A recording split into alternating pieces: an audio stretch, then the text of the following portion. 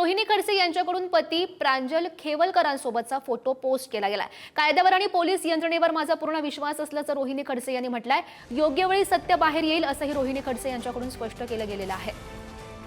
काय नेमकी एक्सपोज केलेली आहे रोहिणी खडसे यांनी बघूया।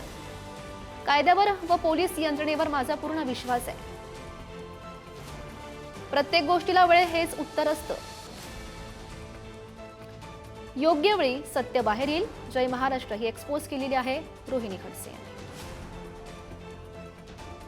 तर आपण बघू शकतो योग्य वेळी सत्य बाहेर येईल अशी एक्सपोज केलेली आहे रोहिणी खडसे यांनी।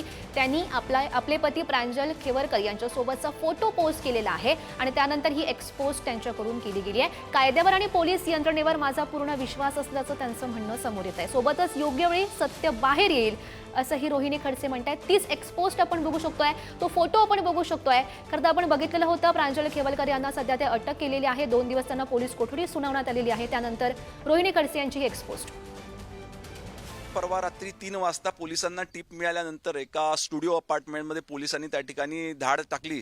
तर धाड टाकली असता 5 पुरुष आणि 2 महिला त्या ठिकाणी काही अंमली पदार्थ आणि काही इतर गोष्टींसह त्या ठिकाणी सापडलेले आहे। पोलिसांनी सर्व लोकांना त्या ठिकाणी अटक केलेली आहे आणि आता 7ही लोक हे त्या ठिकाणी पोलीस कोठडीमध्ये आहेत। राजकीय कारण असल्याचा आरोप प्रत्यारोप होत आहे।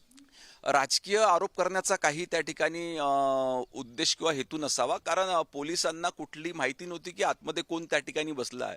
आणि याच्या आधी देखील इतिहासामध्ये पोलिसांना जेव्हा जेव्हा टीप मिळाली तर त्यांनी धाड टाकून अशा पद्धतीच्या कार्यवाही केलेल्या आहेत। हा संपूर्ण प्रकार मला संशयास्पद वाटतो। अजूनही संशयात तिथे एखादी पार्टी सुरू असेल।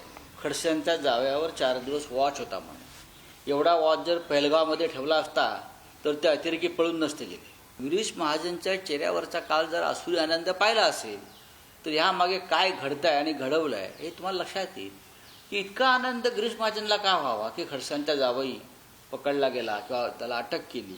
माणसाला आपण मंत्री आहोत हे भान त्याला नाही आहे। त्या माणसाला काल त्याचा उल्लेख केला, हा मोकाट सुटलेला सांड आहे फडणवीस मंत्रिमंडळातला, असं मी काल म्हटलेलं आहे। ते खरं आहे आणि हाच फडणवीसांना अडचणीत आणणार। गिरीश महाजन यांच्या चेहऱ्यावर ते फक्त नाचायचेच बाकी होते।